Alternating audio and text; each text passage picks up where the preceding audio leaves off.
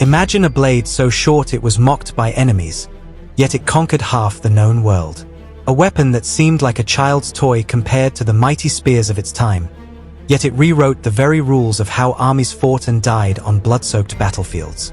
But the world of ancient warfare holds far more than the romantic clashes of sword against sword that Hollywood shows us. Buried deep in archaeological sites across 3 continents lie blades that were sharper than modern surgical steel. Weapons with designs so deadly they could punch through bronze armor like it was parchment. These weren't just tools of war. They were revolutionary technologies that turned farmers into killing machines and transformed the fate of empires. Today, we'll uncover 6 of the most revolutionary short swords in history, each one more ingenious than the last. And the first one? It turned a small Italian city into the greatest empire the world had ever seen. Sword 1. The Roman Gladius. The year is 216 BCE. At Cannae, 80,000 Roman soldiers stand in tight formation, shoulder to shoulder, so close they can smell each other's fear. Across the field, Hannibal's forces wait. The Romans are armed with something new, a blade barely 2 feet long. Their enemies laugh. How could such a toy compete with the long spears of the Carthaginians? But what those enemies didn't understand would cost them everything. You see, the Gladius wasn't designed for dueling or showmanship. It was designed for something far more sinister, industrial-scale killing. While other armies fought with slashing weapons that needed space to swing, the Romans discovered something dark and efficient. In close quarters, a short stabbing blade is a murder machine. Here's why. When men are packed together in formation, you can't swing a long sword. There's no room. But a gladius? You only need 18 inches of clearance to drive it forward. Straight into the gut. Between the ribs. Up under the chin. Quick. Efficient. Brutal. The Romans trained their soldiers with wooden posts, making them stab 10,000 times until the motion became instinct. Not slashing. Slashing wounds can heal. Stabbing. Deep penetrating wounds that destroy internal organs and leave enemies bleeding out in minutes. But here's where it gets interesting. The Gladius didn't just change how soldiers fought. It changed how they thought. The Roman military machine discovered that with short swords, you could pack men together like human walls. The famous testudo formation? Impossible with long weapons. But with a gladius in your right hand and a shield in your left, you could create an armored moving fortress. Men in the front rank stabbed forward while those behind protected the formation with shields overhead. It was warfare as engineering, as mathematics, and it was unstoppable. Within 200 years, this short sword had conquered the Mediterranean. From the deserts of North Africa to the forests of Germania, the gladius cut down every army that stood against Rome. Gallic warriors with their long slashing swords, cut to pieces in close combat. Greek phalanxes with their massive spears. Once the Romans got inside their reach, which they always did, it was a slaughter. But the gladius had a secret. One that modern archaeologists only recently discovered. The Romans didn't invent it.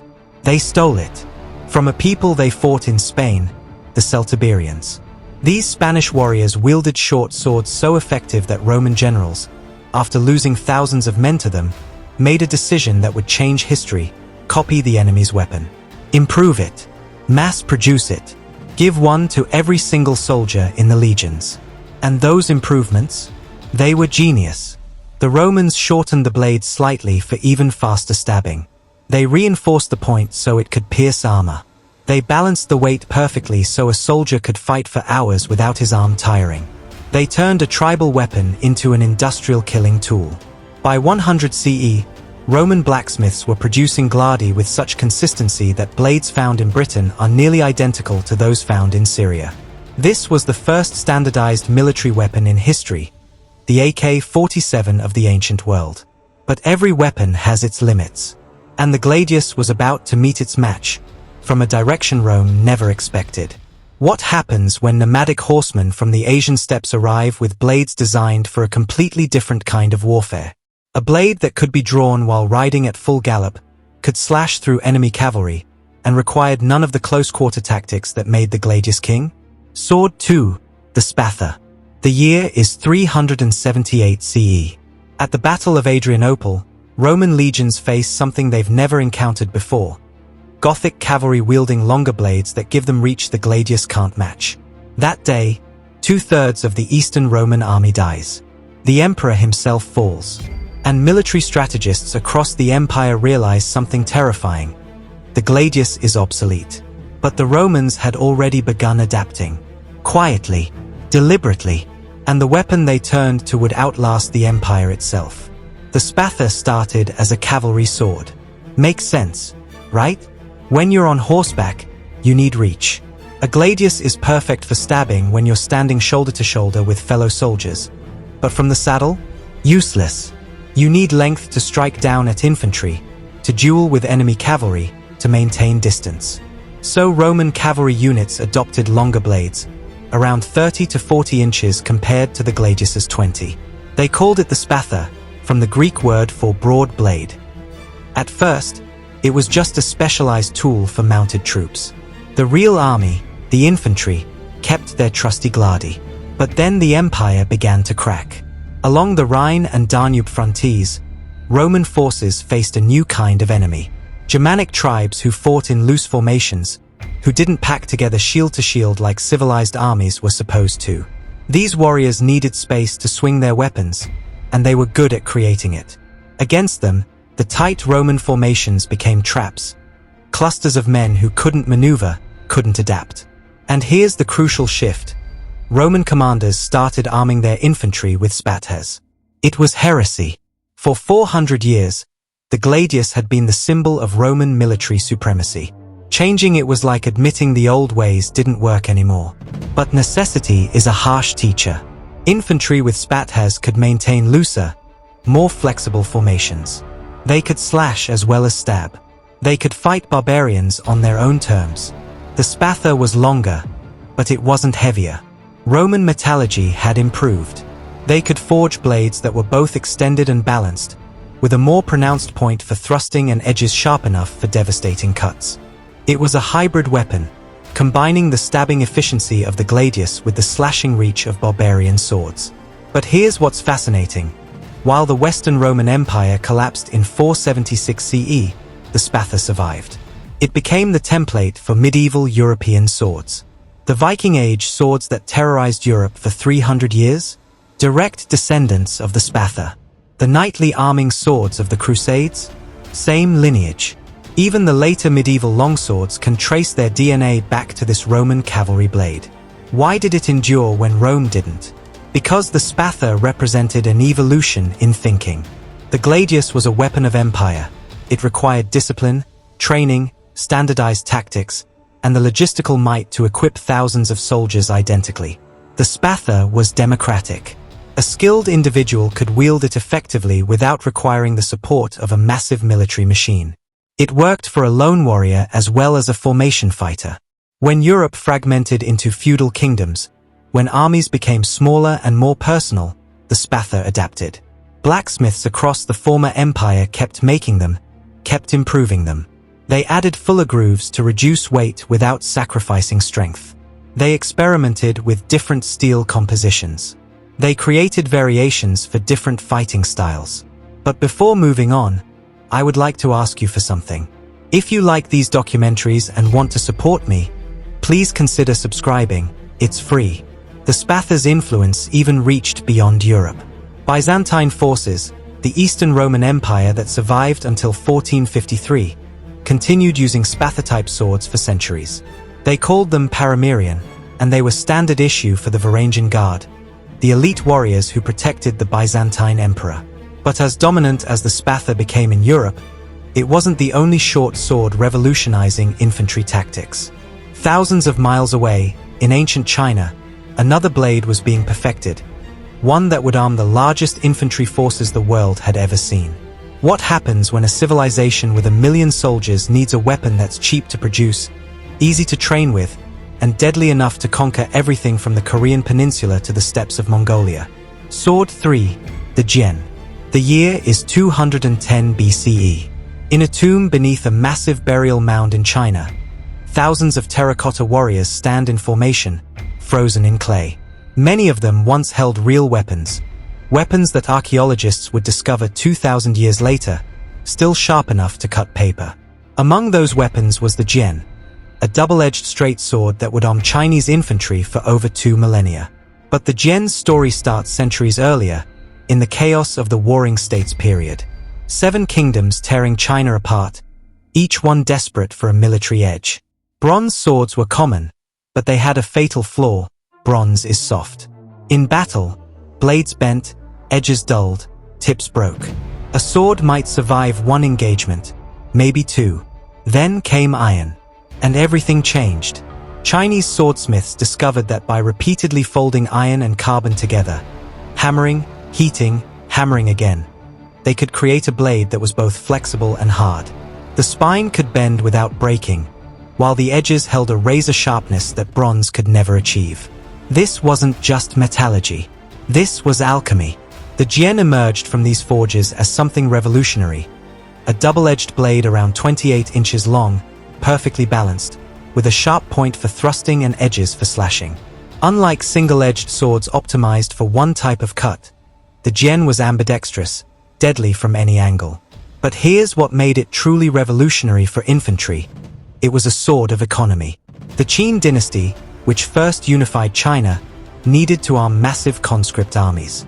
We're talking hundreds of thousands of farmers turned soldiers. You can't give every peasant a custom blade. You need standardization, mass production. The jian was perfect.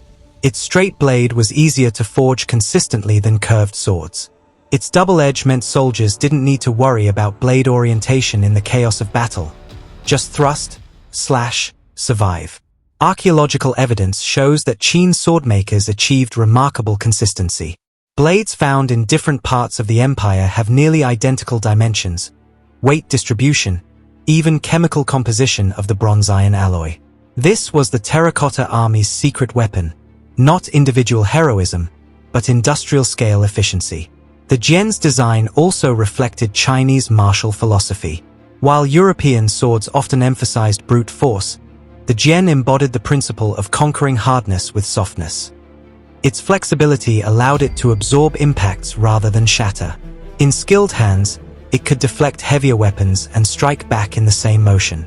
Chinese martial arts manuals describe the jian as the gentleman of weapons, elegant, precise, requiring intelligence as much as strength. But there's a darker reason the jian dominated Chinese warfare for so long. It was excellent for fighting other jian wielders. Once an entire military culture standardizes on one weapon, that weapon's dominance becomes self-reinforcing. Training methods, tactics, armor design, everything evolves around that single blade. Chinese infantry formations, Chinese fencing techniques, Chinese military academies, all built around the jian.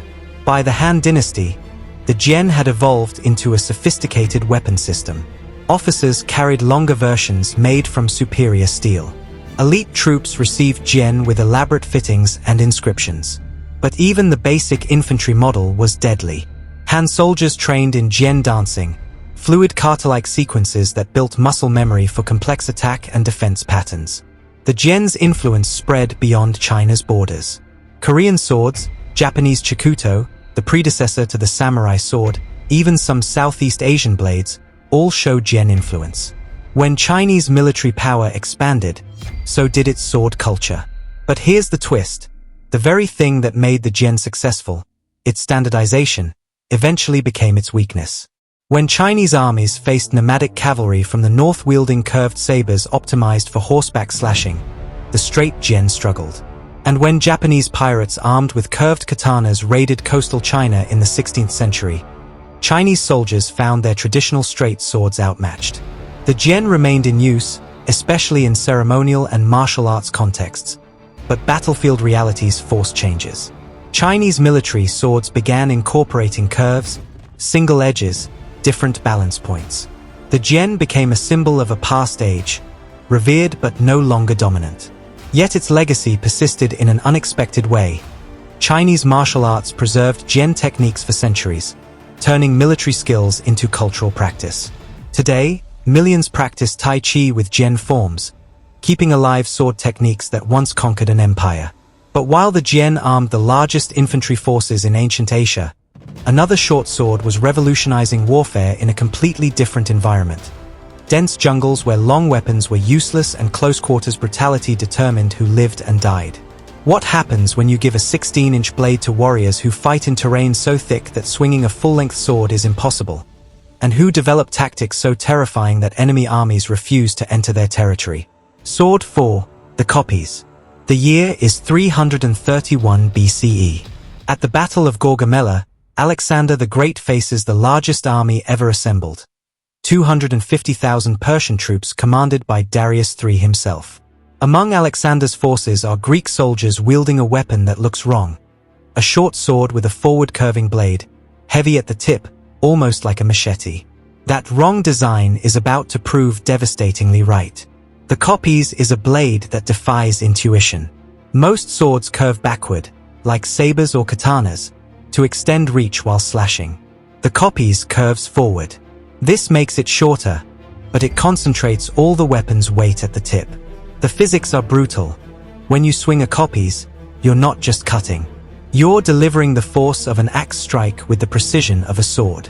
And in close combat, it's a meat cleaver. Greek soldiers discovered that in the chaos of battle, when formations break down, when men are pressed together, grappling, stabbing, the Copies' forward curve becomes a terrifying advantage. You don't need much space to swing it. A short, chopping motion generates incredible cutting power. It can shear through muscle, crack bone, split helmets. Roman historian Livy described Greek mercenaries armed with Copies blades as particularly dreadful because of the horrific wounds they inflicted. But here's what's fascinating. The Greeks didn't invent the Copies. They adopted it from enemies they fought in the mountains of Thrace and the forests of Macedon.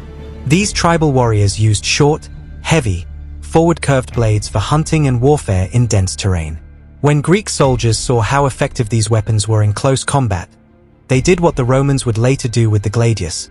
They copied it, improved it, and integrated it into their military doctrine. The Copies became the sidearm of choice for Greek cavalry.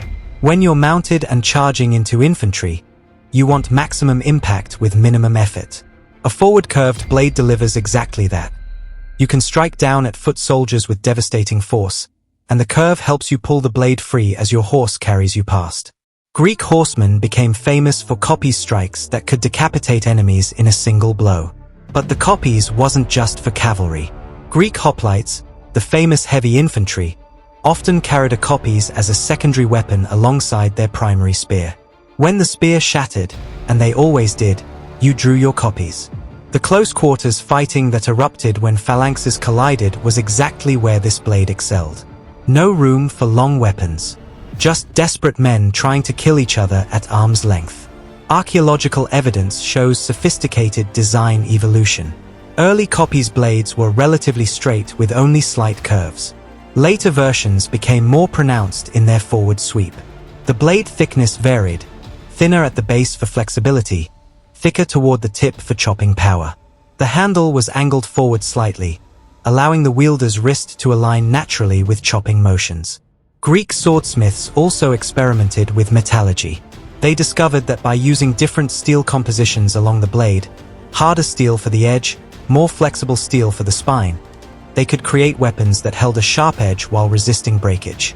This pattern welding technique would later influence medieval European swordmaking. The Copies' influence spread throughout the ancient Mediterranean. Iberian warriors used a similar weapon called the falcata, which was essentially a refined Copies with even more extreme curvature. Roman soldiers encountered falcata-wielding Iberians during the Punic Wars and were shocked by the weapon's cutting power. It could split shields and sever limbs. But here's the dark reality of the Copies. It was a weapon of brutality, not finesse. While swords like the jian were considered gentlemanly and rapiers would later be symbols of nobility, the Copies was a butcher's tool. Ancient Greek art doesn't romanticize it. Vase paintings show Copies blades being used for executions, animal sacrifice, and savage close combat. It was effective precisely because it was ugly. The Copies eventually fell out of favor as Roman military dominance spread. The Gladius' stabbing efficiency proved more useful in the organized warfare that Rome perfected. But the concept of the forward-curved chopping sword survived. Turkish yataghans, Nepalese kukris, even modern machetes, all echo the brutal physics that made the copies so effective. Yet while the copies was perfecting the art of chopping in Mediterranean warfare, another culture was developing a blade that would become synonymous with honor, craftsmanship, and a warrior code that still captivates the world today. What happens when a feudal society facing constant civil war develops a short sword so effective that it becomes inseparable from an entire culture's identity? A blade that takes months to forge, can cost more than a house, and turns its wielders into legendary figures whose exploits are still celebrated 800 years later. Sword 5. The Kodachi. The year is 1274 CE. Mongol invasion's fleet approaches Japan. On the beaches of Kyushu, samurai warriors prepare for battle. Many carry katanas, the famous curved longsword. But the veterans, the ones who fought in brutal close-quarters battles during Japan's endless civil wars, they carry something else tucked into their belts, a kodachi. A shorter, faster blade for when things get desperate. The kodachi is often called the little brother of the katana, but that's misleading. It wasn't just a scaled-down version. It was a weapon designed for situations where the katana, despite all its legendary status, became a liability. Here's what most people don't understand about Japanese sword combat. The katana, for all its cultural significance, is actually a fairly long weapon, around 28 to 30 inches. It requires space to draw, space to swing. In the narrow confines of Japanese castles with their low doorways and tight corridors, or in the chaos of battlefield grappling where soldiers are pressed against each other, a katana becomes awkward, even dangerous to the wielder. The kodachi, at 24 inches or less, solved this problem. It could be drawn faster, wielded in confined spaces, and used effectively with one hand while the other hand held a dagger, grappled an opponent, or steadied yourself in unstable terrain. But the kodachi's real revolution wasn't its size. It was its role in the development of Naitanichi, the two-sword fighting style. In the early 1600s, a swordsman named Miyamoto Musashi developed a revolutionary fighting system, wielding a katana in one hand and a shorter blade, usually a kodachi, in the other. This wasn't just flashy movie choreography. It was brutally practical. The longer sword handled offense and distance control. The shorter blade defended, parried, and struck in close. Together, they created a weapon system with no blind spots, no vulnerable moments during transitions. Musashi's famous book, The Book of Five Rings *, describes the strategic thinking behind two-sword fighting. You should not have a favorite weapon. To become overfamiliar with one weapon is as much a fault as not knowing it sufficiently well. The kodachi forced samurai to think beyond the katana, to develop ambidextrous skill, to fight intelligently rather than relying on a single overwhelming strike. But forging a kodachi required the same painstaking craftsmanship as any Japanese sword. The differential hardening process, where the edge is made extremely hard while the spine remains flexible, took weeks. The blade had to be perfectly balanced so it could be wielded one-handed without causing fatigue. The curve had to be precise so it would slice efficiently on the draw cut, a fundamental technique in Japanese swordsmanship. Archaeological and historical records show that kodachi varied significantly based on the warrior's status and intended use. Lower-ranking samurai and ashigaru, foot soldiers, carried simpler kodachi, functional but unadorned. Elite warriors commissioned masterwork blades from legendary swordsmiths, with elaborate fittings and inscriptions. Some kodachi were essentially works of art, worth more than the average person earned in a lifetime. The kodachi also played a crucial role in samurai dueling culture. In formal duels, combatants sometimes agreed to use shorter blades to test pure skill rather than reach advantage. The faster draw speed and quicker recovery of the kodachi made it preferred by some duelists who relied on speed and precision rather than power. But here's where the kodachi's story becomes tragic. When the Tokugawa shogunate unified Japan in the early 1600s, a period of peace followed, the Edo period. Suddenly, samurai who'd trained their entire lives for combat had no wars to fight. Sword fighting became formalized, ritualized, turned into martial arts rather than battlefield skills. The katana became a status symbol, worn for show. And the kodachi? It became almost archaic, associated with older, less refined fighting styles. By the 19th century, When Japan opened to the West and began modernizing, traditional samurai swords became ceremonial objects. The kodachi, already less prominent than the katana, largely disappeared from practical use. Today, most surviving kodachi are in museums or private collections, studied by martial artists trying to reconstruct lost techniques. Yet the kodachi's influence persists in modern Japanese martial arts. Kendo practitioners study Naitanichi forms. Aido schools preserve kodachi kata. And in Japanese popular culture, from samurai films to anime, the warrior wielding two swords remains an iconic image. But while Japanese swordsmiths were perfecting the kodachi's elegant lethality, another culture was developing a blade that represented the opposite philosophy, not elegance or artistry, but pure, uncompromising functionality. What happens when mountain warriors fighting in some of the harshest terrain on Earth develop a blade so practical, so perfectly suited to its environment, that it remains standard military issue for 2 centuries and becomes the preferred weapon of elite soldiers worldwide even today? Sword 6. The Kukri. The year is 1814. British forces invading Nepal encounter something unexpected. Short, heavy blades that can decapitate a water buffalo in a single strike. These weapons don't look like swords. They look like someone took a machete and bent it wrong. But in the hands of Gurkha warriors fighting in Himalayan mountain terrain, they're absolutely devastating. That blade is the kukri, and it's still in military service today. The kukri looks strange because it violates almost every principle of sword design. It curves forward like a kopis, but more aggressively. It's weighted heavily toward the tip like an axe.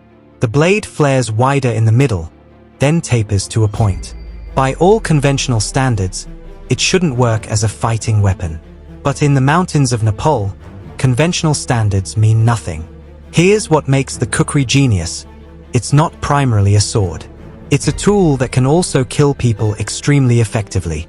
Gurkha warriors used kukris to clear jungle paths, build shelters, chop firewood, butcher animals, and prepare food. It's a machete, hatchet, and knife combined into one 16-inch blade. And when enemies appeared, that same tool became a weapon of terrifying power. The forward curve and weight distribution mean every swing carries axe-like momentum. The thick spine gives it structural strength to chop through bone and wood without breaking. The wide belly of the blade, called the cho, provides maximum cutting surface. And the sharp point allows thrusting attacks when needed. But the real innovation is how the kukri changed infantry tactics in mountain warfare. Traditional military thinking says infantry should carry specialized weapons, a rifle for ranged combat, a bayonet for close quarters, separate tools for engineering tasks. The Gurkhas proved this wrong. Their kukri served all these roles. This meant Gurkha soldiers could move faster through difficult terrain because they carried less weight.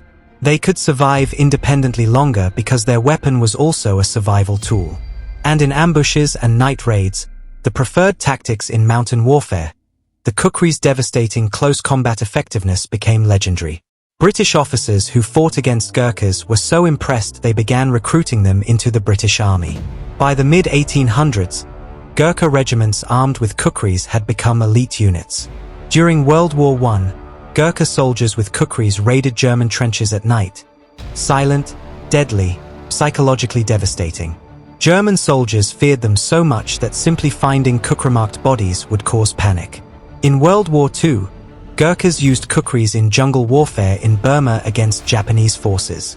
The Japanese, despite their own formidable close combat skills with katanas and bayonets, found Gurkha night raids terrifying.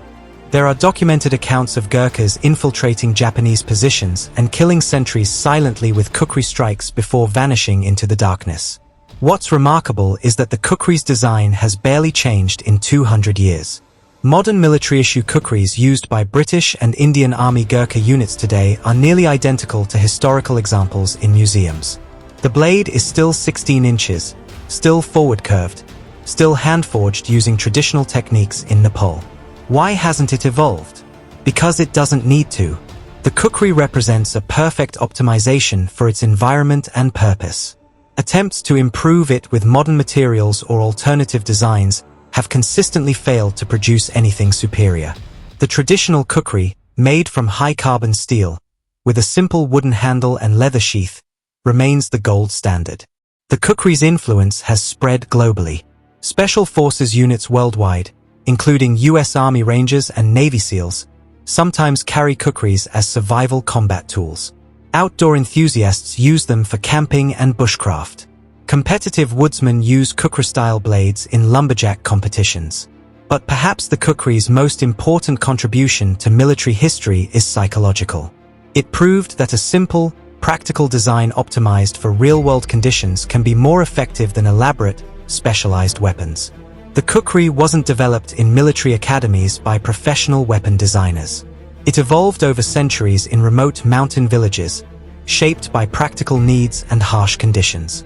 Yet it outperformed weapons designed by imperial military establishments. There's also something deeply symbolic about the kukri. While European swords represented chivalry and Japanese swords represented honor, the kukri represented something more fundamental: survival. It was a weapon of necessity, carried by people who couldn't afford specialized tools for every task, who needed one blade that could do everything from cutting rice to defending their home. Today, traditional kukri making in Nepal continues in places like Bajpa, where master smiths still forge blades using techniques passed down through generations. Each kukri is unique, hand-hammered from steel, heat-treated over charcoal fires, sharpened on whetstones.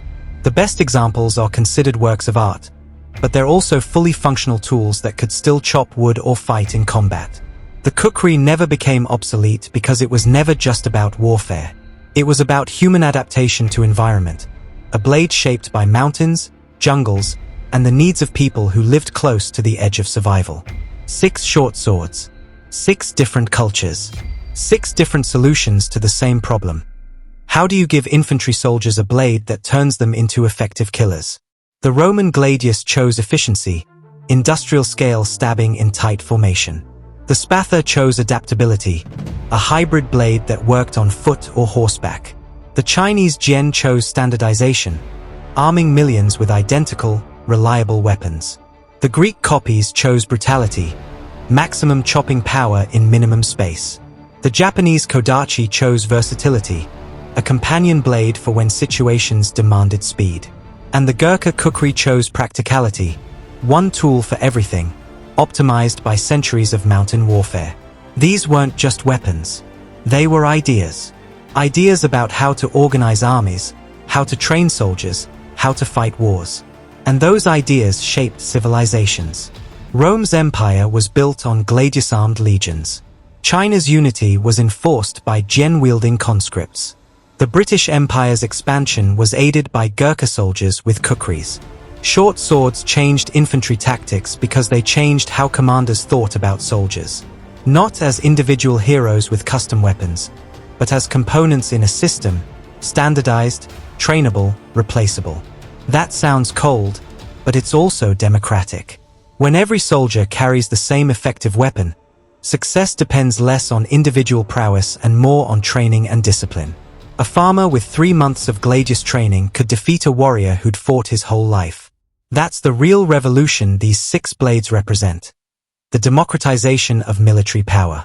And it's why their influence echoes even now, in modern military doctrine, in martial arts schools, in the fundamental understanding that sometimes the simplest solution, a well-designed short blade, can change the world. If you enjoyed this journey through history's deadliest short swords, please consider subscribing. There's always more history to uncover. Thanks for watching.